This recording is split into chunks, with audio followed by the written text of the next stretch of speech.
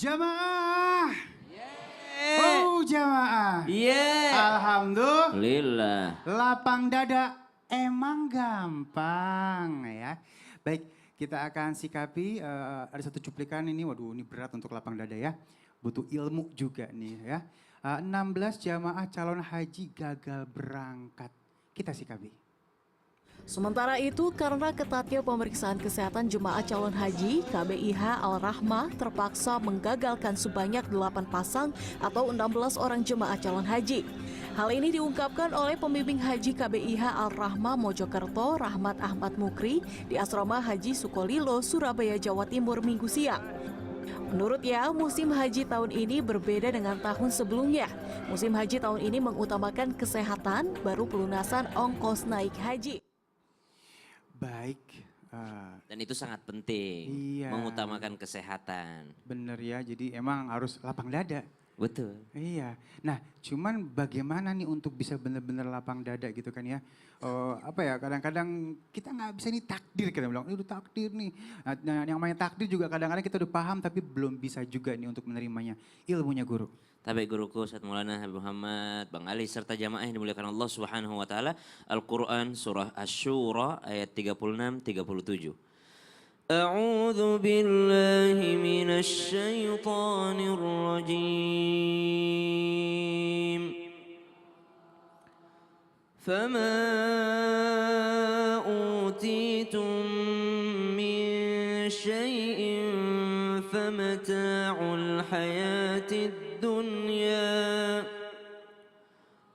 wa ma 'indallahi khairun wa abqa lilladzina amanu wa 'ala rabbihim yatawakkalun والذين يجتنبون كبائر الإثم والفواحش وإذا ما غضبوا هم يغفرون. Apapun kenikmatan yang diberikan kepadamu, maka itu adalah kesenangan di dunia. Sedangkan apapun kenikmatan yang ada di sisi Allah lebih baik dan lebih kekal bagi orang-orang yang beriman dan bertawakal kepada Allah Subhanahu wa taala. Dan juga bagi orang-orang yang menjauhi dosa-dosa besar dan perbuatan-perbuatan keji, dan apabila mereka marah, mereka segera memberi maaf. Maka Allah Subhanahu wa taala memberikan gambaran dunia sebagai kesenangan yang sementara. Sedangkan gambaran kesenangan akhirat adalah kesenangan yang lebih kekal di sisi Allah Subhanahu wa taala. Ada orang-orang yang berusaha berlapang dada, kemudian dia taat kepada perintah Allah Subhanahu wa taala. Ternyata Allah takdirkan dia tidak mendapatkan kesenangan yang mestinya dia dapatkan. Misalnya, dia pikir dengan sholat duhanya dia harus menjadi orang kaya. Dia pikir dengan dia bersedekahnya Allah harus ganti dengan harta yang lebih banyak lagi. Sehingga dia menuntut Allah Subhanahu wa taala dengan mengatakan, "Ya Rabb, saya ini orang yang taat padamu ya Rabb. Kenapa engkau malah memberikan nikmat itu kepada tetangga saya yang tidak taat kepadamu?" Maka pelajaran pertama agar bisa berlapang dada, menerima takdir Allah Subhanahu wa taala bahwa Allah Subhanahu wa taala yang berhak memberi kepada siapa saja, dan Allah juga Subhanahu wa taala yang berhak untuk mencabut daripada siapa saja. Dialah Allah Subhanahu wa taala yulijul laila fin nahar wa yukhrijul hayya minal mayyit wa yukhrijul mayyita minal hayy wa tarzuqu man tasha'u bighairi hisab. Dialah Allah Subhanahu wa taala yang punya hak. Innama amruhu idza arada syai'an ay yaqula lahu kun fayakun. Kalau Allah Subhanahu wa taala berkehendak, maka tinggal berkata, berfirman kun fayakun, maka jadilah. Maka kita tidak bisa menuntut Allah Subhanahu wa taala, "Ya Allah, saya yang rajin beribadah, kenapa justru saya gagal naik haji?" Itu adalah haknya Allah Subhanahu wa taala. Maka berlapang dada di antaranya adalah menerima takdir Allah Subhanahu wa taala, dan juga jangan sampai salah tolak ukur. Merasa diri sudah rajin ibadah. Kenapa? Karena tolak ukurnya tetangganya yang malas. Coba kalau tolak ukur kita para sahabat Nabi, para ulama, kenapa mereka merasa kurang ibadahnya? Karena tolak ukurnya benar. Baik, terima kasih guru ilmunya. Siap, sama-sama. Tambah paham ya. Tepuk tangan dulu yuk.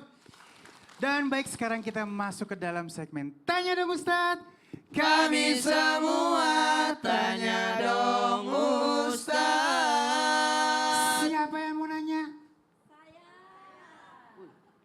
ini. Oke. Iya. Yang di atas ingat ya, namanya siapa, tinggalnya di mana?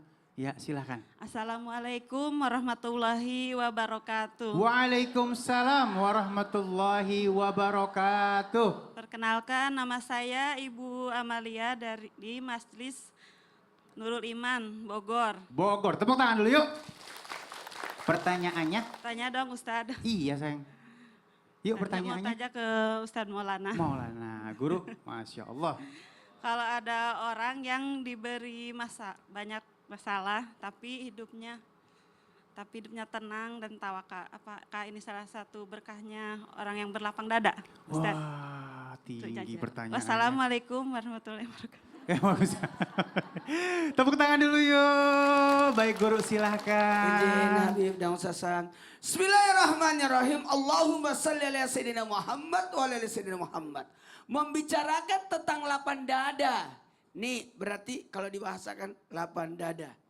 Artinya luas dadanya, luas hatinya, luas bisa menerima. Seseorang yang melihat sesuatu masalah besar akan menjadi kecil baginya. Amin. Amin ya Allah. Dan bersyukurlah ketika orang memiliki sifat lapang dada.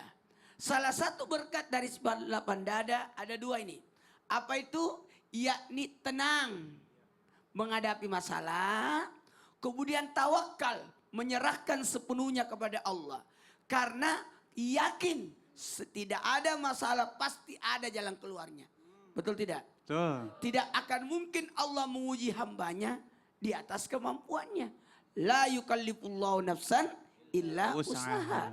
Nah, kalau berbicara tentang orang yang lapang dada itu berkahnya tenang dan tawakal. Kenapa? Tenang karena menerima hikmah di balik setiap peristiwa. Ini pasti ada tujuannya. Ini pasti ada hikmahnya. Ini ketika, mohon maaf ya, jangan mengharapkan ada pelaut ulung di laut yang tenang. Engkau akan mendapatkan orang yang mahir karena latihannya banyak. Betul banget. Jadikanlah setiap masalah itu jadi latihan. Jadi ketika ada masalah, tenang. Karena pasti ada hikmahnya. Betul. Betul. Jamaah. Baik. Apalagi ternyata cirinya berkahnya dari tawakal itu, lapang dada itu adanya tawakal. Apa itu tawakal? Menyerahkan sepenuhnya kepada Allah. Yakin. Maka timbul dari tawakal ini dua hal. Apa itu? Jamaah. Baik. Semangat. Tetap semangat. Dan Oh. optimis. Mantap. Saya bisa. Bisa guru. Saya bisa. Saya mampu. Insya Allah.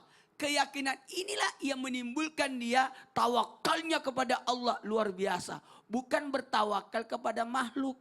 Ada itu, ada. Karena jangan berharap pada manusia.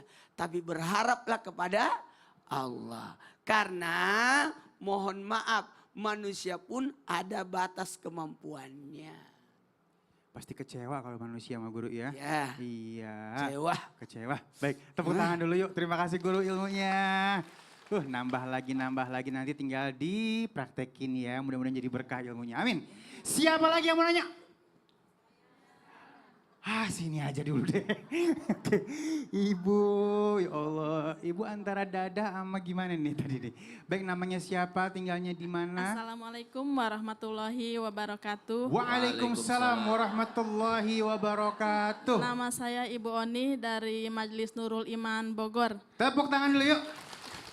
Silakan pertanyaannya. Saya mau bertanya pada Habib Muhammad. Habib Muhammad, siap. Insya Allah. Apa bedanya Bib lapang dada sama pasrah ya Bib? Kan sama-sama menerima keadaan ya Bib. Iya, benar. Terima kasih. Wassalamualaikum warahmatullahi wabarakatuh. Waalaikumsalam warahmatullahi wabarakatuh. Kirain beda lapangan bola sama pasrah. Beda. Silakan Bib. Baik, bismillahirrahmanirrahim. Allahumma salli wa sallim ala sayyidina Muhammadin wa ala ali sayyidina Muhammad. Artinya berlapang dada itu dengan pasrah apa bedanya? Sedikit saya kasih contoh. Karena contoh yang baik, fal khair kulluhu fil ittiba wa syar kulluhu fil ibtida.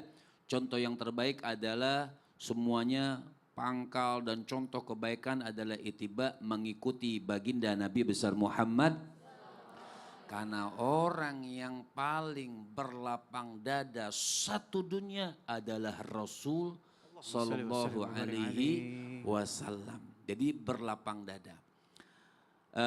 Juga contohnya ketika Nabi Sallallahu Alaihi Wasallam berjalan, Nabi dalam dakwanya untuk menyebarkan ajaran agama Allah Subhanahu wa taala, dengan sejarah yang kita tahu, dengan sejarah yang masyhur, Nabi itu dilempari baik dengan tanah atau dengan kotoran. Tapi Nabi tetap berjalan. Wasalal bait, sampai di rumah Sayyidatuna Fatimah Az-Zahra radhiyallahu taala anhu wa ardha, sampai kaget ketika sampai di rumah melihat Nabi semua sudah kotor. Ya. Beliau lapi Rasulullah. Beliau lapikan Nabi SAW sambil menangis. Sayyidatuna Fatimah Az-Zahra. Apa jawaban Nabi? Jawaban Nabi dengan senyum. Nabi mengatakan, inilah perjuangan orang yang berjalan di jalannya Allah Subhanahu wa taala, ingin menegakkan kalimatnya Allah. Maka beliau saat itu berlapang dada, tidak sedikit pun dari lisan beliau itu menggerutu. Memang tuh orang-orang musyrikin nggak ada. Beliau itu berlapang dada. Sampai di Taif. Di Taif semua sudah tahu ceritanya. Ketika Nabi SAW di Taif, beliau dilempari, semua sahabat-sahabat melindungi Nabi. Beliau dilempari sampai sangat keselnya. Sahabat bahkan Jibril mengatakan, wahai Rasul, apabila kau pengen Uhud itu aku lemparkan kepada mereka, aku lemparkan. Tapi Nabi mengatakan, malah Nabi berdoa, lihat lapang dadanya Rasulullah. Nabi berdoa, ya Allah, jangan, artinya ya Allah berilah petunjuk. Artinya berilah petunjuk, aku punya kaum karena mereka la ya'lamun. Mereka belum tahu bagaimana Allah, belum tahu bagaimana Islam, belum mengenal siapa baginda Nabi besar Muhammad sallallahu alaihi wasallam. Nah, timbullah pertanyaan. Langsung Habib atau Ustadz, itu kan Nabi. Nah, lantas ada pertanyaan. Itu kan Nabi, wajar Nabi berlapang dada. Wajar Nabi dada artinya berlapang dengan luas hatinya ridho dengan Allah Subhanahu wa taala. Itu kan Nabi. Maka lihat apa perkataan Allah di dalam Al-Qur'an. Allah katakan, wa ma arsalna min rasulin illa liyuta. Apa kata Allah Subhanahu wa taala? Tidak kami utus seorang nabi bukan hanya kita pandai dengar sejarahnya. Oh, Nabi hebat ya, berlapang dada, tapi illa liyuta, kecuali untuk kita taati. Itulah kenapa Rasul diutus oleh Allah Subhanahu wa taala. Lantas apa perbedaannya, sudah kita tahu ini cerita sejarah Rasul sallallahu alaihi wasallam.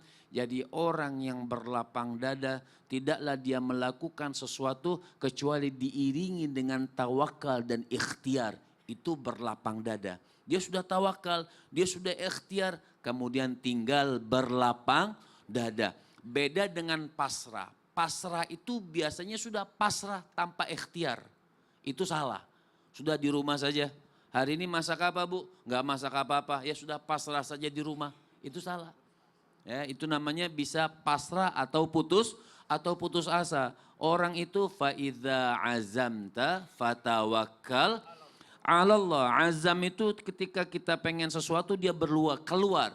Kemudian dia iringin dengan berlapang dada. Kemudian tadi apa yang dikatakan oleh guru kita Ustaz Maulana, artinya dia bertawakal. Kemudian apa sisanya? Tawakal, istinad, bersandar kepada Allah Subhanahu wa taala.